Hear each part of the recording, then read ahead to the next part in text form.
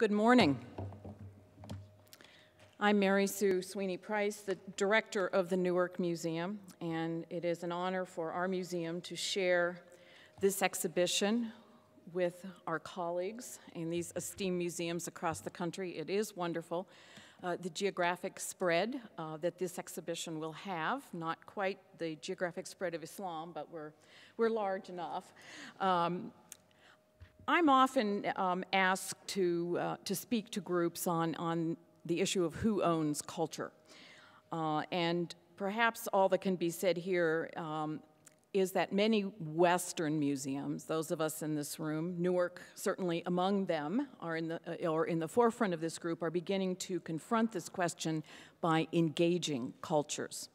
And I thought if I gave you a quick demographic portrait of Newark and metropolitan Newark, New Jersey, it might be a little helpful in sketching out why it makes so much sense for Beauty and Belief to travel to our museum. We are the third oldest major United States city, and our Brigham Young, admittedly on a much smaller scale, was a man named Robert Treat, who brought the Puritans out of Connecticut, where apparently they did not have enough religious freedom, to Newark, which is where they established a place to foster their belief, a literal reading of the New Ark. Once Newark was, in fact, the nation's major manufacturing center, and its population really reached its apogee in the early 20th century. We were home to an enormous influx of Germans in our jewelry trade. Over 40% of our population was German, Italian, and Eastern European. The thriving Jewish communities of Newark have been well documented in the novels of Philip Roth. Also, manufacturing gave rise to the great migration of from the American South, of African Americans who were looking for better lives and better jobs in the North. And we had a large influx of Puerto Ricans and now other Latinos. In fact, I have to say I felt very much at home, and I want to again thank Ed Lind for picking me up out of the jaws of the airport and delivering me here this morning at the last minute. But I saw the beehive symbols on your interstates, and of course the same beehive is Newark, New Jersey's emblem at the center of its coat of arms. Emblematic of a town that was industrious, hardworking, immigrant stock, people who had to sacrifice a bit to get there and to make sure that the next generation of their families had a better life than their own. Today, we are an enormous center of 20th and 21st century migration. New groups of Latinos, Mexicans, West Africans have made our city rich with culture, but key to today's discussion is the fact that New Jersey is in the top 3 states in size of its Muslim population. The Newark Museum, in fact, is uniquely situated just a short drive from the main centers of this population in New Jersey, which, according to the 2000 census, our city of, or actually our county of Passaic, which is just north of the museum, is the second largest Muslim population in the United States after Dearborn, Michigan. I'd also like to mention that the Newark Museum is situated in the heart of the city's universities. We are literally not part of Rutgers Newark, but we are on the campus of Rutgers Newark, which is a 10,000 student population, which U.S. News and World Report has identified for something like 6 straight years as the most diverse campus of any major university in the United States.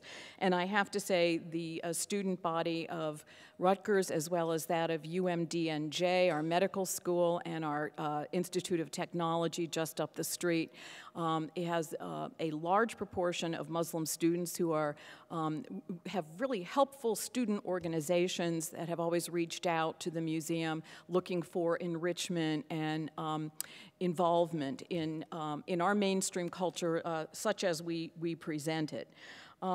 This is a very rich campus on which to paint our canvas, on which to paint our exhibitions, and I'd like to explain about a few key collections and exhibitions which perhaps give the background about why we felt, again, this exhibition was so meaningful.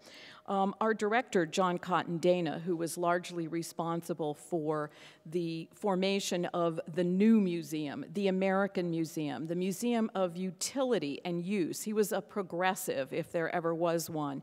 In 1909, he declared that a museum object would be of no value if it were not of use, and he meant in educational purposes.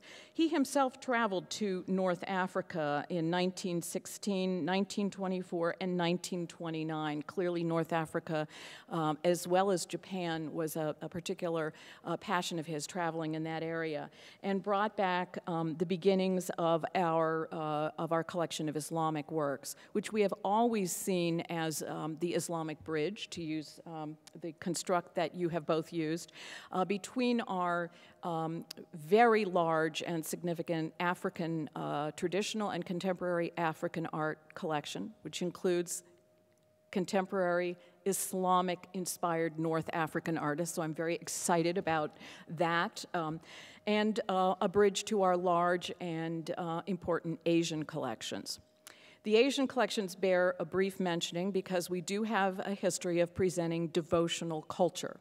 And I believe that probably stems from the existence of a consecrated Buddhist altar on our campus, the centerpiece of our Tibetan art collection, which is one of the largest and best documented and most diverse in terms of both objects of devotion and objects of daily life.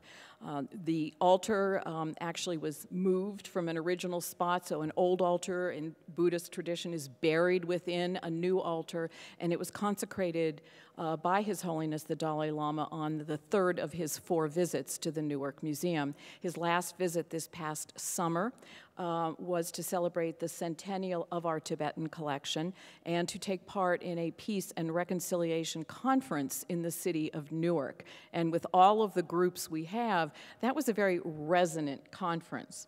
I'd also like to, I could go on and on about the exhibitions of devotional culture that we have mounted with Bengali folk art, the art of the Virgin in Portugal and the Portuguese diaspora, African traditional religions, Shango worship. But I will not bore you with all of that, but just to let you know that this is a meaningful tradition for the Newark Museum. But I thought I would end with a brief description of the Garden of Remembrance.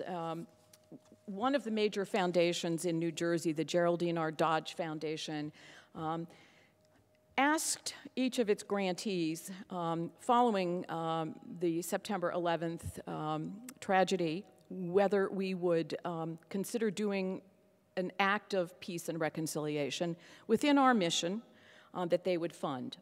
And what we did was to transform the Engelhard Court of the Newark Museum into the Garden of Remembrance, a memorial to September 11th. It, of course, was a garden of medieval Spain from the period of convivencia, when the 3 monotheistic faiths, Christianity, Judaism, and Islam, lived together on the Iberian Peninsula in a humane and creative society. Convivencia meaning living together. The garden was conceived of, and you can only imagine how hard this was to do, in the middle of an art gallery, a setting of orange and palm trees with a bubbling fountain at its center and turtle doves cooing from the ornate cages. A list of distinguished consultants from academia and religious leaders and their designees willingly served as our advisors and helped us put together the opening ceremony. Much as so many hands have worked to put together this press conference, but I was absolutely terrified because the doves didn't coo. They just didn't want to coo. And I thought we went to all this expense to create something beautiful and memorable, and a key element is not happening.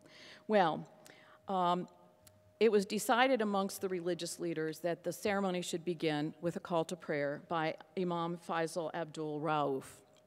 Imam Rauf came up to the lectern and began his call to prayer.